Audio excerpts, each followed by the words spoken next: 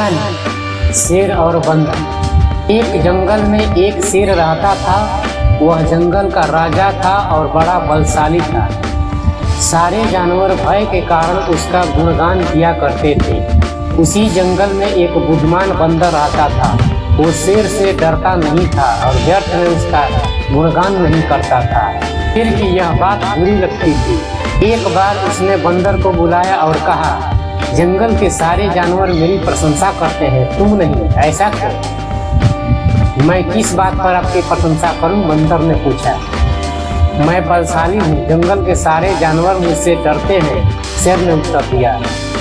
वनराज, मैं बल को नहीं बुद्धि को श्रेष्ठ मानता हूँ, इसलिए मात्र बल के कारण मैं आपका गुणगान नहीं करूँगा, बंदर बोला। यह बात शेर को बुरी लगी और दोनों में विवाद हो गया। विवाद का विषय था बुद्धि श्रेष्ठ है या बल। शेर की दृष्टि में बल श्रेष्ठ था, किंतु बंदर की दृष्टि में बुद्धि। दोनों के अपने अपने तर्क थे। अपने तर्क देकर वे दूसरे के सामने स्वयं को सही सिद्ध करने में लग गए। बंदर बोला, शेर महाराज, बुद्धि ही श्रेष्ठ है। बुद्धि से संसार का हर एक कार्य संभव है, चाहे वह कितना ही कठिन क्यों न हो। बुद्धि से हर समस्या का निदान संभव है, चाहे वह कितनी ही विकट क्यों न हो। मैं बुद्धिमान हूँ और अपनी बुद्धि का प्रयोग कर किसी भी मुसीबत से आसानी से निकल सकता हूँ। कृपया यह बात मान लीजिए। बंदर का तर्क सुन शेर भड़क गया और बोला, चू बंदर, तू बल और बुद्धि की तुलना कर बुद्धि को श्रेष्ठ बता रहा है।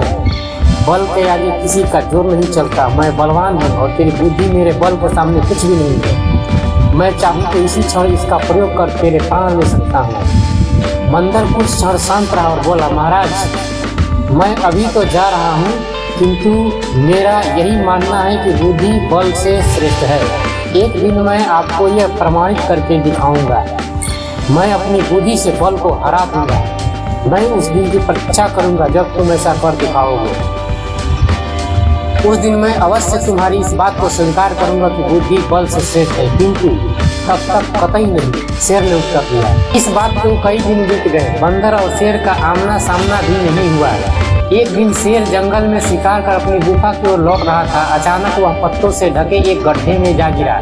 उसके पैर में चोट लग गई। इसी तरह वह गड्ढे से बाहर निकला तो पाया कि एक शिकारी उसके सामने बंदूक ताने खड़ा है और शेर घायल था।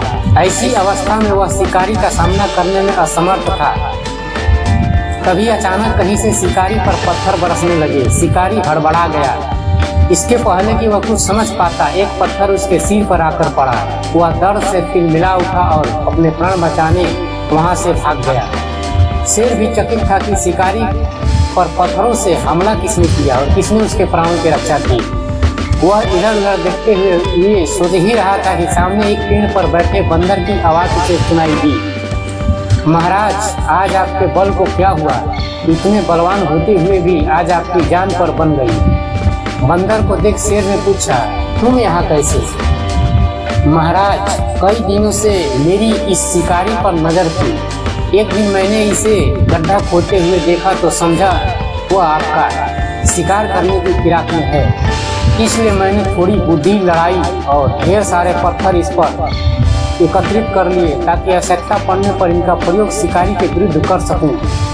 बंदर ने शेर के प्राणों की रक्षा की थी। वह उसके प्रति कृतज्ञ था।